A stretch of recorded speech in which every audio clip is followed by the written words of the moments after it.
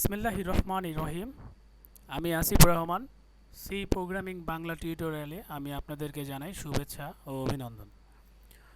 গত লেসনে আমরা যেটি দেখেছিলাম সেটি হলো সি প্রোগ্রামিংয়ের বেসিক স্ট্রাকচার এবং সিতে কিভাবে ইনপুট নিয়ে সেই ইনপুটকৃত ডাটাকে ক্যালকুলেশন করে সেটাকে কিভাবে আউটপুটে দেখানো যায়। অর্থাৎ একটি আমরা ছোট প্রোগ্রাম দেখেছিলাম যেটি দুইটি সংখ্যাতে কিভাবে যোগ করতে হয়, দুইটি ইন্টিজার নাম্বার কিভাবে দুটি ইন্টিজার সংখ্যাকে কিভাবে যোগ করতে হয় সেটি আমরা দেখেছিলাম। তো আজকের অধ্যায়ে আমরা যেটি দেখব সেটি হলো কিবোর্ড থেকে কিভাবে ইনপুট নিতে হয়, অর্থাৎ প্রোগ্রাম রান করানোর পরে কিভাবে ইনপুট নিয়ে সেই ইনপুটকৃত ডাটার উপরে ভিত্তি করে কিভাবে আউটপুটটা দেখানো যায় সেটি।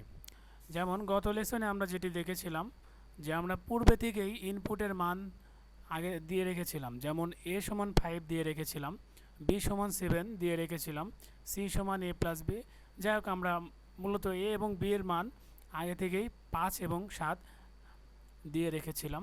তো এখন আমরা যেটা দেখব সেটা হলো কিভাবে প্রোগ্রাম রান করানোর পরে ইনপুটকৃত ডাটা দিয়ে সেই ইনপুটকৃত ডাটার উপরে ভিত্তি করে আমরা আউটপুটটা পাবো। তো চলুন দেরি না করে দেখে নেওয়া যাক কীভাবে সেই কাজটি আমরা করব। সেটি হলো, ধরলাম আমরা এখন দুইটা সংখ্যার যোগ করব। দুইটা সংখ্যার যোগটা আমরা প্রোগ্রাম রান করানোর পরে আমরা মানটা বসাবো। মানটা বসিয়ে তারপরে সেই দুইটা সংখ্যাকে আমরা যোগ করে যে মানটা হয় সেটা আমরা দেখব, আউটপুটে দেখব। তো এখানে আমরা দুইটা সংখ্যা যোগ করার জন্য আমরা যেটা জানি যে তিনটা ভেরিয়েবল ঘোষণা করতে হয়। যেমন ইন্টিজার টাইপ তিনটা ভেরিয়েবল ঘোষণা করেছিলাম, এ বি সি। তারপরে সির ভিতরে আমরা এ এবং বিটাকে যোগ করে দিয়েছি। তো যেহেতু আমরা এ এবং বির মানকে যোগ করে সির ভেতরে রাখতেছি, সো আমাদেরকে যেটা করতে হবে এ এবং বির জন্য ইনপুট নিতে হবে। অর্থাৎ গতবার আমরা ইনপুটটা পূর্বে থেকে নিয়েছিলাম, আগে থেকে দিয়ে রেখেছিলাম। এবার আমরা কিবোর্ডের মাধ্যমে সেই ইনপুটটা নেব। তো কিবোর্ডের মাধ্যমে ইনপুট নেওয়ার জন্য সিতে একটি বিল্ট ইন ফাংশন রয়েছে যেটি আমরা ব্যবহার করব। সেই ফাংশনটি হলো স্ক্যানএফ ফাংশন। অর্থাৎ স্ক্যানএফ ফাংশন ব্যবহারের মাধ্যমে আমরা কিবোর্ড থেকে ইনপুট নিতে পারি, অর্থাৎ প্রোগ্রামটি রান করানোর পরে আমরা ইনপুট নিতে পারি। সেটা হলো কিভাবে, যেমন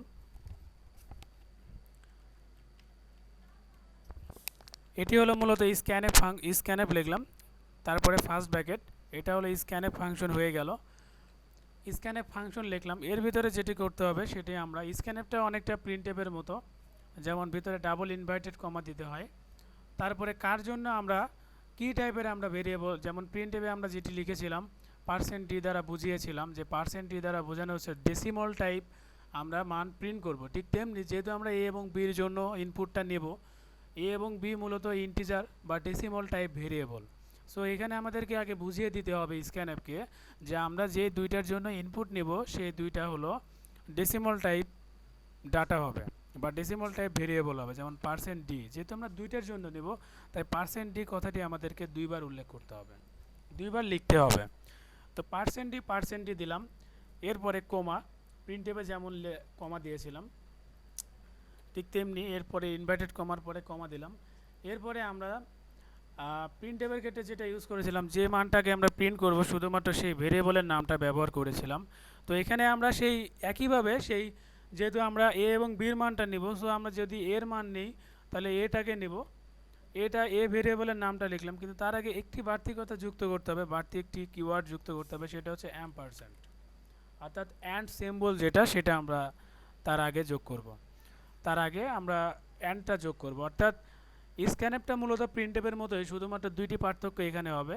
সেটা হলো আমরা প্রিন্টএফের জায়গায় স্ক্যানএফ কথাটি ইউজ করব, আর এখানে শুধুমাত্র আমরা ভেরিয়েবলের নাম ব্যবহার করেছিলাম, এখানে ভেরিয়েবলের নামের সাথে শুধুমাত্র একটি অ্যান্ড যুক্ত হবে। যেহেতু আমরা এ এবং বির জন্য যুক্ত করব ভেরিয়েবলটি, ইনপুটটা নিব, যেহেতু আমরা এর জন্য নিলাম, এবার বি বাদ থাকলো, সো কমা দিয়ে অ্যান্ড বি, ব্যাস হয়ে গেল। তো এটাই মূলত কিবোর্ড থেকে ইনপুট নেওয়ার জন্য ইনপুট নেওয়ার কমান্ড। সো আমরা আরেকবার বিষয়টি দেখি। যেহেতু আমরা এখানে দুইটি সংখ্যাকে যোগ করব, দুইটি সংখ্যাকে যোগ করার জন্য আমাদের দুইটি এ এবং বির মান যাই হোক না কেন সেটাকে আমরা যোগ করব। ধরলাম এ এবং বিকে যোগ করলাম, যোগ করে সেটা সির ভিতরে রাখলাম।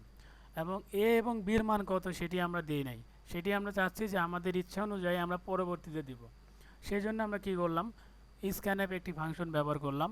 এই স্ক্যানএপ ফাংশনটির কাজ হলো প্রোগ্রাম রান করার পরে ইনপুট নেওয়ার জন্য এই স্ক্যানএপ ফাংশনটি ব্যবহার করা হয়। অর্থাৎ কিবোর্ড থেকে ইনপুট নেওয়ার জন্য স্ক্যানএপ ফাংশনটি ব্যবহার করা যায়। স্ক্যানএপ কথাটি উল্লেখ করলাম, তারপরে ফার্স্ট ব্র্যাকেট দিলাম, ফার্স্ট ব্র্যাকেটের মধ্যে ডাবল ইনভার্টেড কমা দিলাম, ইনভার্টেড কমার মধ্যে আমি লিখে দিলাম %d, অর্থাৎ %d দ্বারা যেটা বোঝানো হচ্ছে যে আমি যেই ইনপুটটি নিব, যে ভেরিয়েবলের জন্য আমি ইনপুটটি নিব সেটার টাইপটা হলো সেটা ডেসিমাল টাইপ।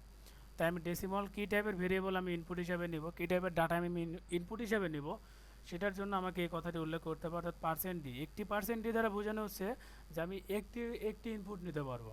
যেহেতু আমরা দুইটার জন্য ইনপুট নেব তাই দুইটি %d ইউজ করলাম। অর্থাৎ দুইটার জন্য আমরা ইনপুট নেব, সেই দুইটার ডাটা টাইপটা হবে ডেসিমাল টাইপ। অর্থাৎ %d দ্বারা এটি বোঝানো হচ্ছে। তারপরে কার জন্য এবার ইনপুট নেব সেটা, অর্থাৎ অ্যান্ড এ, অর্থাৎ এর জন্য ইনপুট নেব। তারপরে অ্যান্ড বি, অর্থাৎ প্রথম ইনপুটটা যেটা নিব সেটা হবে অ্যান্ড এর জন্য, দ্বিতীয় ইনপুটটা আমরা যেটি নেব সেটা হবে বির জন্য। সো এ এবং বির মানটা আমরা পেয়ে গেলাম। যখন ইনপুটটা আমরা নিব, এ এবং বির মান পাওয়ার পরেই আমাদেরকে আউটপুটটা দেখাবে। তারপরে যেটা বলছে ক্যালকুলেশনে যেটা হয়েছে c=a+b, অর্থাৎ এ এবং বিতে আমরা যে ইনপুটটা নিব সেই মানটাকে যোগ করে সেটা রাখবে সি এর ভিতরে।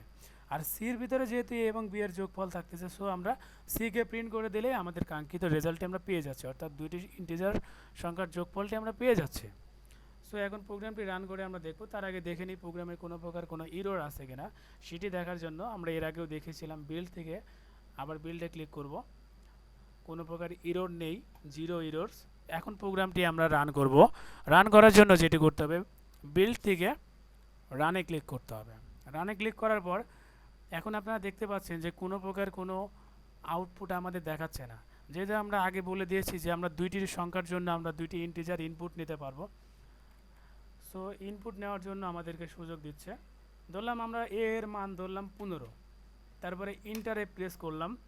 এখন যে মানটি আমরা দিব সেটা বি এর হিসাবে কাজ করবে। ধরলাম বি এর মান ধরলাম 10। এখন ইন্টার চাপ দিলে দেখেন কি দেখাচ্ছে, 25, 10, 15, 10, 25, অর্থাৎ 15 এবং 10কে, অর্থাৎ এ সমান বোঝানো হলো 15, বি সমান বোঝানো হলো 10, 10 এবং 15 যোগ করে হয় 25, সেই আউটপুটটি আমাদের দেখানো হলো। অর্থাৎ আগে ইনপুট নিবে, সেই ইনপুটটাকে প্রসেস করে তারপরে আমাদেরকে আউটপুট দেখাবে। সো এটাই মূলত স্ক্যানএপ ফাংশনের ব্যবহার। আমি আরেকবার প্রোগ্রামটি রান করে দেখাচ্ছি। প্রোগ্রাম রান, ধরলাম এ এর মান এবার ধরলাম 80, বি এর মান ধরলাম 20, এবার আউটপুটটা আমাদের দেখাবে 100। এই যে আউটপুটটা আমাদের দেখাচ্ছে 100 বা 100।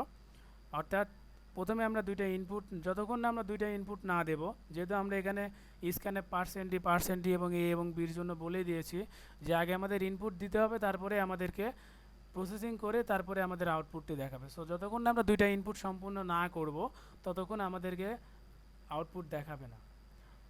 সো এইভাবেই মূলত স্ক্যানএপ ফাংশনটি কাজ করে। স্ক্যানএপ ফাংশনের কাজটি মূলত এটাই। সো এইভাবে আমরা চাইলে আমাদের ইচ্ছানুযায়ী পরবর্তীতে ইনপুট নিয়ে আমরা সেটার উপরে ভিত্তি করে আমরা আউটপুটটি দেখতে পারি। তো সবাইকে ধন্যবাদ।